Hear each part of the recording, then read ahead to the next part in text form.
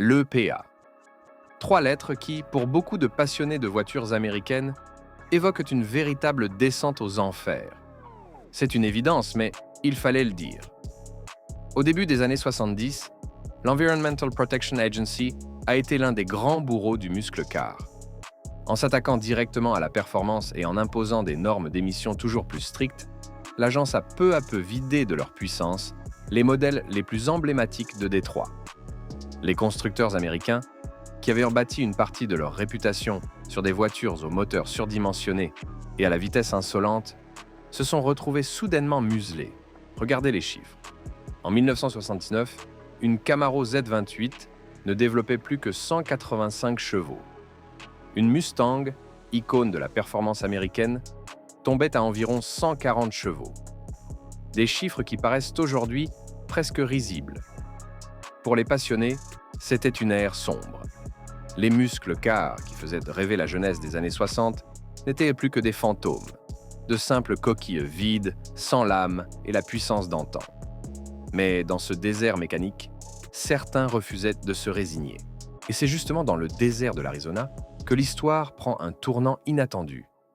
Une famille, un père vétéran décoré de la Seconde Guerre mondiale et deux de ses fils, allaient trouver une faille. Une astuce tellement simple qu'elle en devenait presque comique, mais qui allait leur permettre de contourner les règles de l'EPA et de remettre du vrai muscle entre les mains des conducteurs. Leur arme, une série de Pontiac Trans Am modifiées que l'histoire a retenues sous un nom devenu culte, les Macho TA. Pour comprendre comment ces voitures ont vu le jour, il faut revenir aux origines. Le père, Evan Mecham, n'était pas n'importe qui. Pilote de chasse pendant la guerre, décoré de la Purple Heart, il avait ouvert après le conflit une concession Pontiac et Rambler à Phoenix, en Arizona.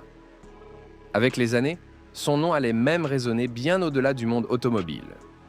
Evan devint gouverneur de l'État et entra dans l'histoire comme le premier à cumuler destitution, tentative de rappel et inculpation criminelle. Un destin politique mouvementé qui pourrait à lui seul faire l'objet d'un documentaire. Mais pour notre histoire, l'essentiel est ailleurs. Ce concessionnaire Pontiac avait transmis à ses enfants une culture de l'automobile et une soif d'indépendance. Deux de ses fils, Dennis et Kyle, baignaient dans cet univers depuis l'enfance. Ils avaient grandi dans l'atelier, respiré l'odeur de l'essence et observé l'évolution des muscles car. Ils avaient vu Pontiac enterrer la GTO, puis lancer et retirer les légendaires Trans Am Super Duty. Pour eux, la lente agonie de la performance n'était pas acceptable.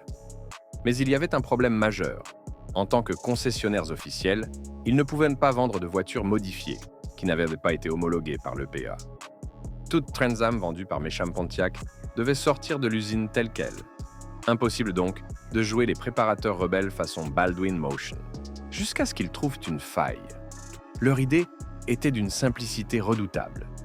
Ils achetaient des Trans Am flambant neuves via la concession, puis les revendaient immédiatement à une autre société qu'ils avaient créée de toutes pièces. DKM pour Dennis et Kyle Mecham. Une fois ces voitures transférées chez DKM, elles étaient titrées, donc officiellement considérées comme des véhicules d'occasion, même si elles affichaient 0 km. Résultat, elles échappaient aux contraintes réglementaires qui frappèrent les voitures neuves. Une astuce parfaitement légale qui permettait de transformer des Trans Am stock en machines radicales sans craindre l'EPA. Ainsi, naquirent les Macho Trans Am. En 1967, les Mecham commandèrent leurs premiers exemplaires. Ils choisissèrent la configuration la plus musclée disponible, le package BZ72 L68. Un V8 Pontiac 400 de 200 chevaux. Puis DKM entrait en scène. Le carburateur était optimisé pour offrir un mélange plus riche, l'allumage était retravaillé, un jeu de collecteur Hooker était installé, la ligne d'échappement d'origine était remplacée par un système True Dual, avec 2 catalyseurs et des silencieux plus performants. Même le capot shaker devenait fonctionnel, permettant d'aspirer directement de l'air frais pour gaver le moteur. Sans toucher à l'intérieur du bloc, DKM parvenait à tirer environ 50 chevaux supplémentaires. Résultat, la Macho TA affichait désormais 250 chevaux, bien au-dessus de la Trans Am d'usine. Mais ce n'était qu'un début. En 1978, DKM passa à la vitesse supérieure. En partenariat avec Turbo Specialties, ils développèrent une version suralimentée du V8 400. Un turbo associé à une injection d'eau permit de grimper à 330 chevaux. Pour replacer les choses dans le contexte, en 1978, ce niveau de puissance plaçait la Trans Am Macho Turbo au même rang que des supercars européennes comme l'Aston Martin V8 Vantage ou la Lamborghini Countach. Et DKM proposait même une boîte manuelle 5 vitesses Doug Nash, offrant un potentiel d'accélération et de vitesse de pointe inédite. Évidemment, les turbos de l'époque n'étaient pas réputés pour leur fiabilité. Ils souffraient de lag, de problèmes de chauffe et d'un entretien délicat. Mais l'audace était là. Les méchants osaient là où d'autres renonçaient. Et contrairement à ce que certains pourraient penser, les Macho TA n'étaient pas seulement des voitures de drag strip. Elles bénéficiaient systématiquement du package VS6 de Pontiac. Direction plus précise, différentiel arrière 3.42, suspension renforcée.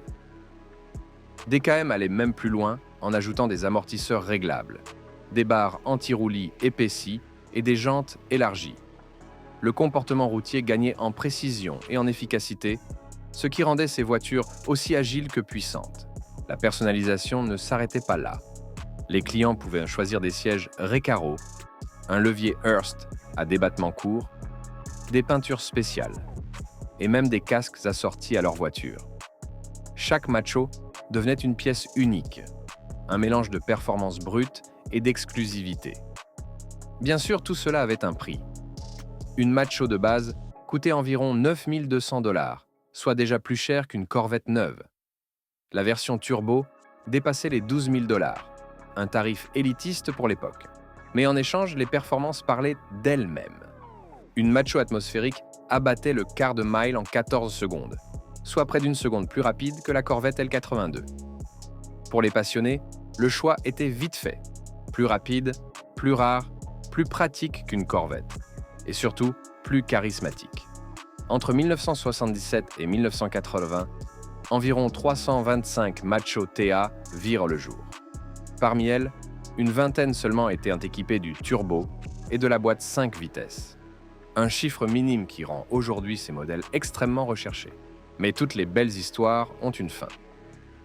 En 1980, le V8 Pontiac 400 fut abandonné au profit du 301, beaucoup plus timide et moins apte à supporter de grosses préparations.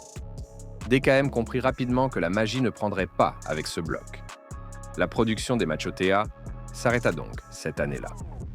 Les frères Mecham poursuivirent leurs activités avec des éditions spéciales basées sur la 3e génération de Trans Am. Mais ces modèles n'avaient plus le même esprit rebelle. Car ce qui faisait le sel des Macho TA, ce n'était pas seulement leur performance. C'était leur dimension provocatrice. Ces voitures étaient d'un pied de nez direct à l'EPA et à une réglementation qui avait tué le muscle car. Elles incarnaient l'idée que la passion et l'audace pouvaient toujours trouver un chemin, même face à l'administration. C'est cette histoire qui les rend si fascinantes. Elles n'étaient pas seulement rapides pour leur époque. Elles étaient un manifeste roulant, une déclaration d'indépendance mécanique, un cri de défi lancé aux bureaucrates de Washington. Les Macho TA étaient l'Amérique rebelle, celle qui refusait de plier.